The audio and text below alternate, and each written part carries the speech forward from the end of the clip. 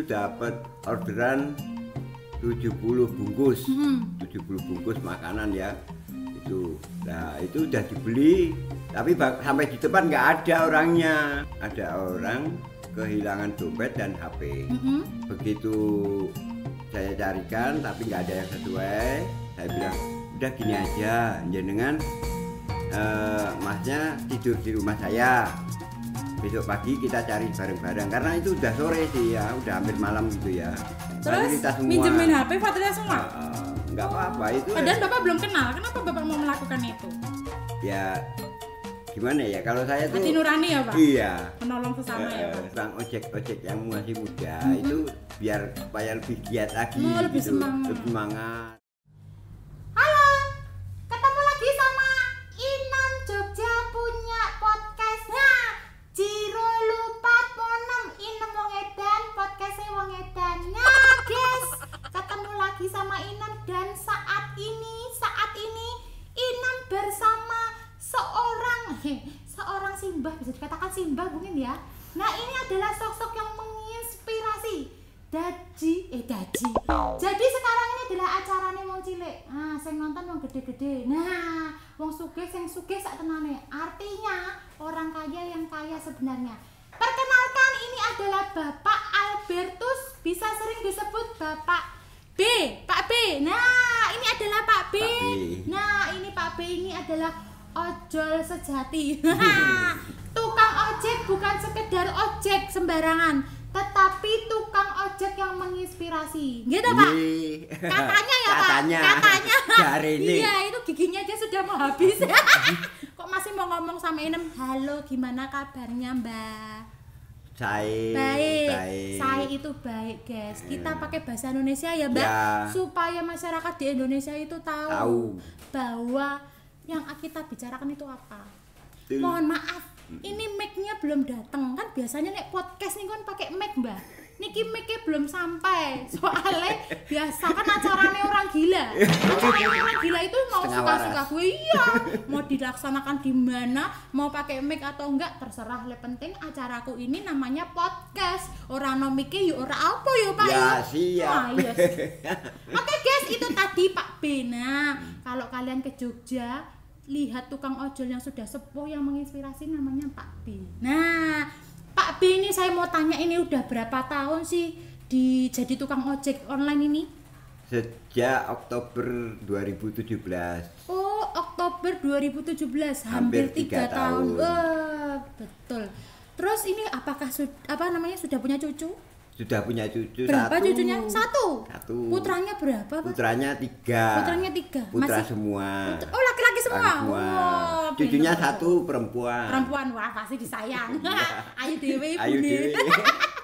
Nah, terus anaknya ada yang masih sekolah kah? Masih 1 kelas 2 SMP. Oh, nah di masa pandemi ini gimana Pak? Bukannya ojek online ada yang sepi dan sebagainya gimana? Ya sepi sekali. Sepi Ya?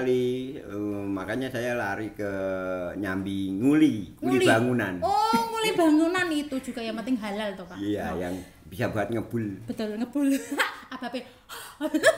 Ngebul. Jangan dicontoh, dilarang merokok di sini. Nah, Pak B, saya tuh sering denger itu. Saya tuh denger dari teman-teman ojek online juga. Kok katanya itu Pak B itu kok sering menasehati tukang-tukang ojek online yang masih muda-muda. Emangnya kenapa toh Pak? Kok itu perlu dinasehati itu kadang kenapa toh Pak? Tukang ojeknya itu. Tukang ojek yang masih muda itu biar supaya lebih giat lagi, lebih gitu. semangat. Lebih semangat. Orang Jadi nggak cuma duduk nunggu orderan, tapi harus jalan supaya nyantol gitu dapat orderan di sana di sini. Nah, gitu. katanya itu begitu. Iya. Pak B ini sering menginspirasi saya, memberi motivasi saya Mbak, karena sering menasehati dan sebagainya. Berarti Pak B ini bukan apa ya, ilmunya dibagi nggih. Tapi nggih, mboten untuk diri sendiri ya. Oh. Nah, selama menjadi tukang ojek online 3 tahun ini kan pasti ada suka dukanya Pak. Iya. Sukanya apa dulu nih? Kita ngomong sukanya dulu. Sukanya itu kalau dapat tip gede. Wah, dapat tip. Iya. Tip itu kan yang buat ngapus itu Pak. Itu setip. Oh, itu setip.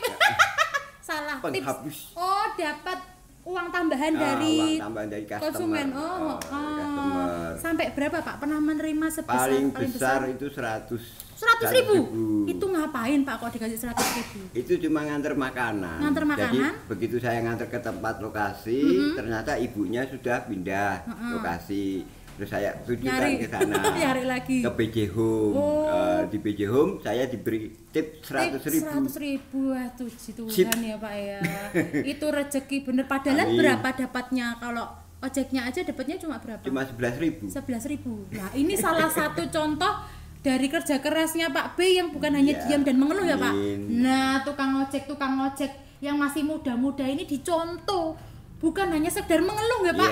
Mengeluh terus orderan sepi, upload status di Facebook, orderan sepi, orang mawut ya Pak ya, atau apa? Wah, jono. Kalau bisa itu malah berdoa ya Pak. Iya, berdoa kita dan berusaha, jalan. berdoa jalan. Dicontoh ini tukang ojek yang masih muda-muda, yang gaweannya cuma mengeluh, yang malah ngingu tuyul, ngingu gendruwo ya. Ngingu itu maksudnya ngopeni.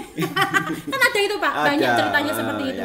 Bahkan sekarang banyak sekali yang orang malah mengatakan bahwa ojek itu ada yang bilang jadi bukan kerjaan sampingan lagi, malah jadi kerjaan utama. Karena kalau mau giat itu menjadi sebuah usaha, pendapatan yang utama ya Pak. Nah tadi itu sukanya Pak. Iya. Sekarang dukanya. Kan setiap orang itu namanya mencari pekerjaan itu ada dukanya. Selain dukanya itu sepi di saat pandemi, pernah nggak Pak? Kira-kira jenengan itu benar-benar hari itu jan sialku atau ngerekosoku, tetapi Bapak tetap tidak mengeluh, itu ada nggak Pak kira-kira? Ada. Apa itu Pak? Itu udah muter-muter, itu sekitar 3 jam itu. Terus udah jok bensin juga. Begitu nyantol di Warmindo Elepen. Itu dapat orderan 70 bungkus. 70 bungkus makanan ya. Itu. Nah, itu udah dibeli, tapi sampai di depan nggak ada orangnya. Di cancel. Enggak di cancel, tapi dicari nggak ada gitu loh. Jadi diantar ke siapa kalau nggak ada orangnya gitu. Ya, terus ya udah, saya mau itu kan ada aturannya di Grab untuk dikomplain. Tapi nggak saya komplain. Saya ke komunitas. Di komunitas saya bagi-bagi aja. Oh, Bapak. Untuk teman-teman. Tapi uangnya? Pakai uangnya Bapak? Ya iya. Oh, malah berbagi ya Pak? Ya habis mau gimana lagi gitu. Udah, iya betul ya Pak. Sekarang itu memang banyak itu masyarakat yang mengeluh seperti itu. Jadi emang sengaja mereka order fiktif gitu. Jadi terus order fiktif kita yang kena kan gitu. Kita yang rugi gitu. Tapi penting tetap semangat ya Pak. Semangat. Tetap semangat. Itu karena rezeki itu udah ada yang ya, betul itu Pak, saya percaya sekali. Itu tadi suka dan dukanya guys. Sekarang kita mau tanya lagi. Kira-kira ini Bapak ini pernah melakukan apa sih selama menjadi ojek online itu? Nah, kita ikuti lagi. Nah, Pak, tadi sukanya itu mendapatkan tip yang besar. Dukanya selain orderan fiktif, kehilangan uang untuk membeli 70 bungkus. Biarpun yang akhirnya nanti dibagikan kepada teman-teman ya, jadi bermanfaat juga. Tapi kan tetap sedih ya Pak, udah kehilangan bensin 3 liter, masih keluaran duit, aduh orderan fiktif nggak dapat poin lagi nggak Pak? Iya. Nah, kira-kira ada nggak Pak cerita lagi yang seru? Pernahkah Bapak yang berkesan di dalam hati Bapak itu menolong seseorang? Nah, karena sekarang kan orang tuh leleh-leleh Pak. Yang penting aku dapat keuntungan, yang penting aku ini dapat duit, saya males nih bantuin orang. Nah kira-kira ini Bapak pernah nggak sih ngebantuin orang yang kira-kira itu ceritanya tuh berkesan sampai saat ini? Ada nggak Pak kira-kira? Ada. Apa Waktu itu yang ada orang kehilangan dompet dan HP. Itu saya tuh dipanggil mendekat, Pak, saya tolong diantar ke hotel yang paling murah untuk sementara waktu saya mau nginep. Tuh, emang tujuannya di mana, Bapak dari mana, Mas dari mana, saya gitu kan, dari Jawa Barat. Tujuannya mau nyari kontrakan yang sudah dipesen. Terus akhirnya karena itu ya udah, begitu saya carikan tapi nggak ada yang sesuai, saya bilang udah gini aja, jenengan masnya tidur di rumah saya, besok pagi kita cari bareng-bareng, karena itu udah sore sih ya, udah hampir malam gitu ya. Jadi dia bingung toh cari HP, cari mau pinjem temen orang lewat nggak boleh kan, pinjem HP buat ngubungin istrinya nggak bisa dia. Tuh, nah, terus akhirnya ya udah ke rumah saya, di rumah saya pinjemin HP, hubungin istrinya sampai selesai, besok pagi kita jalan saya gitu. Akhirnya ketemu kontrakannya, rumah kontrakannya itu ketemu, terus ya udah di situ, terus istrinya datang. Berarti Bapak memberikan tempat tinggal? Iya. Ngasih makan juga kan? Ya iya. Ngasih makan juga. Ya, terus semua. minjemin HP fasilitas semua. Enggak apa-apa itu. Padahal Bapak belum kenal. Kenapa Bapak mau melakukan itu? Ya gimana ya, kalau saya tuh hati nurani ya Pak? Iya. Menolong sesama ya Pak? Saya tuh udah banyak yang tahu sih kalau saya emang orangnya begitu. Orangnya gini. Yang gini cuma saya. Salah. Berarti bener saya gini. Tapi selama ini Pak, apa yang Bapak percaya nggak sih kalau melakukan kebaikan itu nanti akan kembali lagi kebaikan itu kepada diri kita, itu Bapak percaya nggak? Ya itu saya percaya. Percaya nih Pak? Saya percaya, dan saya juga pernah itu Pak merasakan Bapak habis menolong orang dan setelah itu Bapak ganti ditolong orang, pernah nggak? Wah sering. Pak? Jadi kalau misalnya saya nolong temen ya, misalnya temen lagi kehabisan pulsa, tethering kan, saya tethering gitu. Terus nanti saya orderannya gacor. Iya. Jadi saya bantu teman misalnya. Langsung laris ya Pak? Tapi nggak tahu itu emang apa ya? Percaya nggak percaya? Keyakinan juga apa gimana? Betul gitu. Pak. Betul yang dikatakan Pak B ini. Apabila kita melakukan kebaikan itu bukan sekedar kita melakukan kebaikan setelah itu sudah, tidak Pak. Kita melakukan kebaikan nantinya akan kembali lagi ke diri kita. Entah bentuknya berbagai macam. Seperti apa? Kesehatan, rezeki, kebahagiaan, banyak teman-teman atau orang baik di sekitar kita, gitu Pak B. Nah guys, ini tadi contoh dari inspirasi kita hari ini. Salah satunya Bapak tukang ojek online yang sudah sepuh tetapi tetap semangat ya Pak. Tidak pernah mengeluh, tidak pernah bosan untuk membantu sesama ya Pak.